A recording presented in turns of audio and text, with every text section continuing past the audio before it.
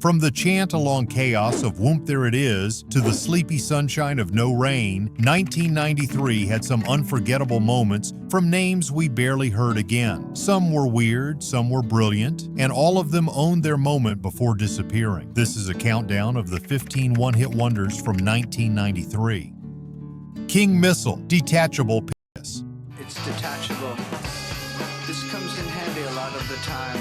It starts with a monotone voice calmly explaining how he lost his penis. You think it's a joke, then realize the song is actually kind of catchy. Detachable Penis was the kind of track that made you pause, rewind, and ask yourself if you really just heard that. All those people sell used books and other junk on the street. It never hit the main charts, but it burned itself into the memory of every kid who stayed up too late watching late-night MTV. King Missile never landed another hit, but they didn't need to. They gave us one of the strangest songs radio ever played. The next track takes that weird and trades it in for charm, wit, and one guy doing twice the work. Positive K, I Got a Man. Kinda pretty, what's a girl like you doing in this rough city? This wasn't just a rap song, it was a full conversation, and Positive K handled both sides like a one-man sitcom. The girl shuts him down, the guy keeps pushing, and the beat keeps bouncing in the background like it's all just friendly banter.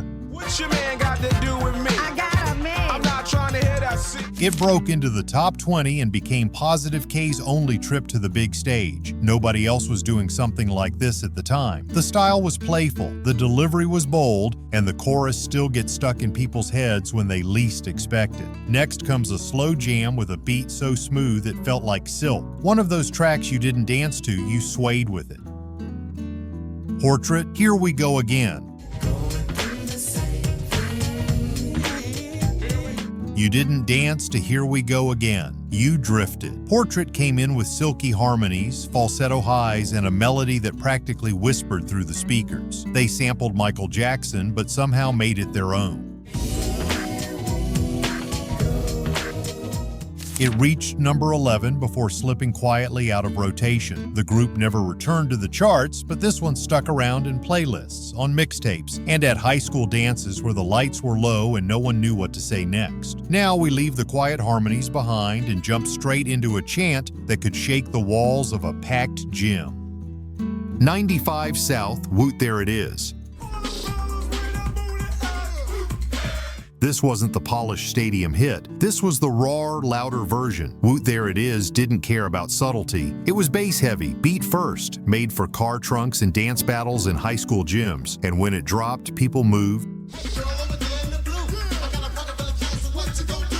It climbed to number 11 before getting completely outshined by Tag Team's copycat version. Still, 95 South dropped theirs first. They may not have won the chart battle, but anyone who was there remembers where the chant really started. The tempo slows here, the lights are low, and what comes next isn't about dancing, it's about setting a mood, and H-Town knew exactly how to do that.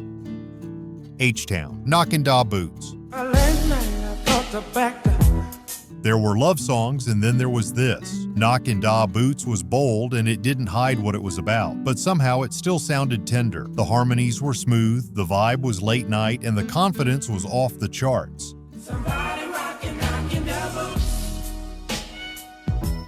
It hit number 3 and defined slow jams for a whole generation. H-Town never came close to that level again, but they didn't have to. This one track set the mood for everything that came after it. Quiet storm radio, summer nights, and basement parties. This was the blueprint. This next one wasn't about the charts. It was about grief, and it hit like silence in a crowded room. DRS, Gangsta Lean. To my homies in that gangsta lean. Some songs bring the room down for all the right reasons. Gangsta Lean was quiet, slow, and heavy. It wasn't made for dancing. It was made for memory and a friend gone too soon. A moment you never want to relive but can't stop thinking about. I get there in that gangsta lean. It reached number 4 on the Hot 100 and held its ground. DRS faded after that, but they didn't need another hit. This song hit hard enough. It belonged to every passenger seat, every funeral, every time someone lit a candle and said nothing at all. Cool, effortless, and full of bounce, this one didn't shout for attention, it just coasted in and stayed a while. Paperboy, Diddy. Do the ditty if you want to because It slipped in with a beat that felt too smooth to be ignored. Diddy wasn't aggressive or flashy, it just had cool written all over it. Paperboy leaned back on the mic like he had nothing to prove, letting the rhythm do most of the work. Second verse of the same song with the conclusion. No should be, I be feeling it. The song made it to number 10 and caught a gold certification along the way, but nothing else he dropped had the same magic. This was the hit that got people's heads nodding in every car stereo and hallway boombox for a few bright months. Just when things felt grounded again, the next track threw the whole room sideways. It was loud, it was weird, and it told a fairy tale like it had something to prove. Green Jelly, Three Little Pigs. This track didn't belong on the radio, but that's what made it perfect. Three Little Pigs was loud, absurd, and looked like it was filmed in someone's basement using leftover Halloween props. But behind the chaos was something oddly sharp. It was punk, it was metal, and it was kind of genius.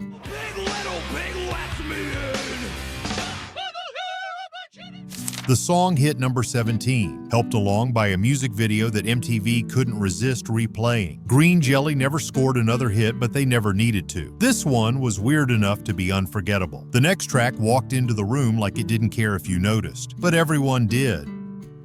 Diggable Planets, Rebirth of Slick. We like the breeze, float straight out of our lids. Them, they got booed by these hard rock Brooklyn kids. Jazz and hip-hop had met before, but not like this. Rebirth of Slick didn't just sample jazz, it lived in it. The horns looped, the bass hummed, and the verses came in like poetry read at midnight. You didn't just listen, you leaned in. But I'm cool like that, I'm cool like that, I'm cool like that. The track climbed to number 15 and won a Grammy, but Diggable Planets never returned to the top 40. Still, their style echoed in dozens of acts that came after. This was more than a hit, it was a blueprint. From low horns and finger snaps to something that sounds like a steel chair crashing through the floor. Onyx, Slam. No one whispered on this track because Slam was pure aggression. Every line came out like a punch. The hook wasn't a chorus, it was a chant. Loud, sweaty, and meant to rattle the walls. It brought mosh pit energy into hip-hop and dared anyone to stay still. It reached number 4 on the charts and blew the roof off every venue it touched. Onyx had other records, but nothing ever came close to this. It was one moment of beautiful, unforgettable chaos. Time to leave the concrete and head back to the club. Lights spinning, shoulders moving. One of the most addictive beats of the decade is up next. Hadaway, What is Love? You don't forget the way this one starts. The synth kicks in, the beat rolls forward. Then that question, half desperate, half defiant, hits you in the chest. What is Love sounded like someone dancing through heartbreak. It didn't explain anything, it just made you move.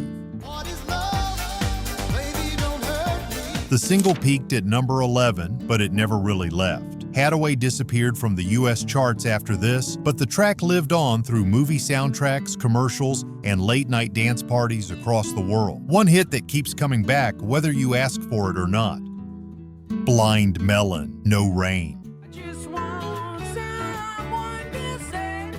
It wasn't just the song, it was her, the little girl in the bee costume dancing through rejection until she found her people. No Rain felt like that, a sunny melody carrying sadness. Shannon Hoon's voice sounded like he was smiling through something heavy. The song peaked at number 20 but stuck around like it belonged at the top. Blind Melon never had another major hit and Hoon's story ended too soon. But this track lives on, playing quietly in the background of people's lives who still feel a little out of place. From Quiet Longing to Restless Release, the next song didn't ask to be heard. It made sure you felt every word. For Non-Blondes, What's Up? This wasn't polished, neither was it cool. It was raw, loud, and completely sincere. What's Up caught the exact feeling of being overwhelmed and angry and still hopeful. Linda Perry didn't sing the chorus, she launched it. It reached number 14 and turned into a generational anthem. 4 Non-Blondes never made it back to the charts, but they didn't need to. This was one of those lightning strike moments. People still scream it at karaoke with their whole soul. After all that shouting and soul-searching, the next track didn't take itself too seriously. It showed up with sneakers on, a goofy grin, and a chorus that made you nod along before you even knew the words.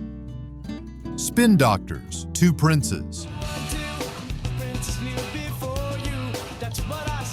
This one was everywhere. It played in grocery stores, in commercials, at backyard barbecues, and somehow never wore out its welcome. 2 Princes had that bright guitar jangle and a lead singer who sounded like he was always smiling, even in the middle of the verse.